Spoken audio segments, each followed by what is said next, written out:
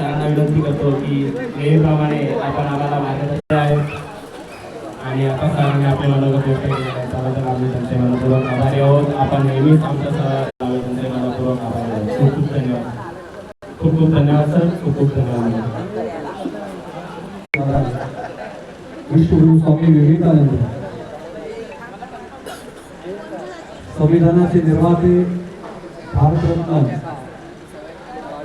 Doctor Babasaheb Ambedkar यांना नमन करून आजच्या प्रजासत्ताक दिवस आणि डोंबिवली फाउंडेशन तर्फे आयोजित भव्य दिव्य रक्तदान शिबिरमध्ये मी सर्वप्रथम आलेल्या सर्वांचा मनापासून खूप खूप स्वागत करत आहे, अभिनंदन करत आहे.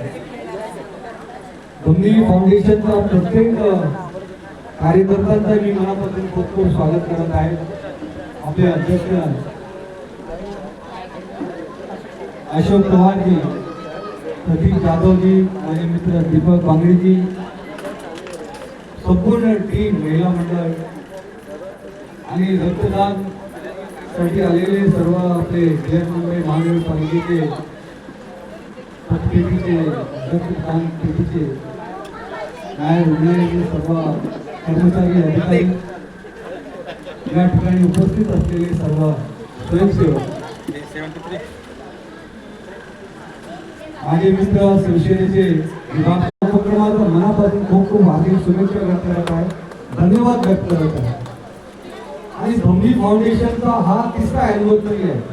सलग 3 वर्षामध्ये अनेक एकूण 18 रक्तदान शिबिर आयोजित करणे ही म्हणजे एक प्रकारची खूप गौरवची गोष्ट आहे, कौतुकाची गोष्ट आहे.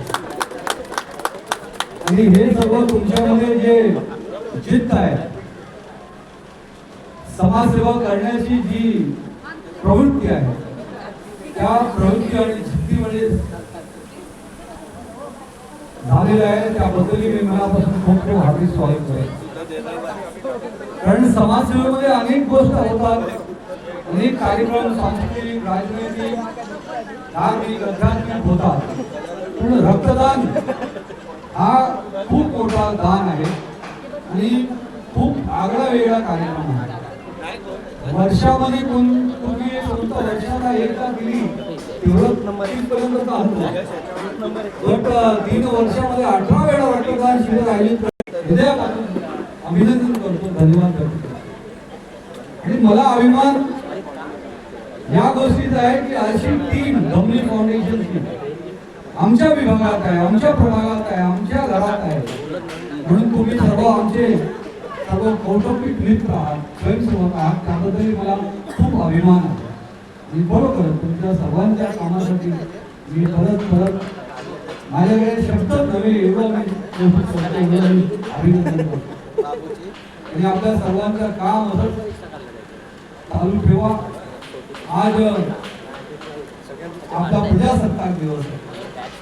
आपल्या देशाचे निर्माते, संविधानाचे निर्माते डॉक्टर बाबासाहेब आंबेडकरांनी आजच्या दिवशी आपल्या या देशाला संविधान दिलं. आपण स्वातंत्र्य झालो 15 ऑगस्ट, पण स्वातंत्र्याचं महत्व कसं होईल, कसं कळेल, कसं समाजामध्ये भिनेल, हे प्रजासत्ताक आणि संविधानामुळे झालं.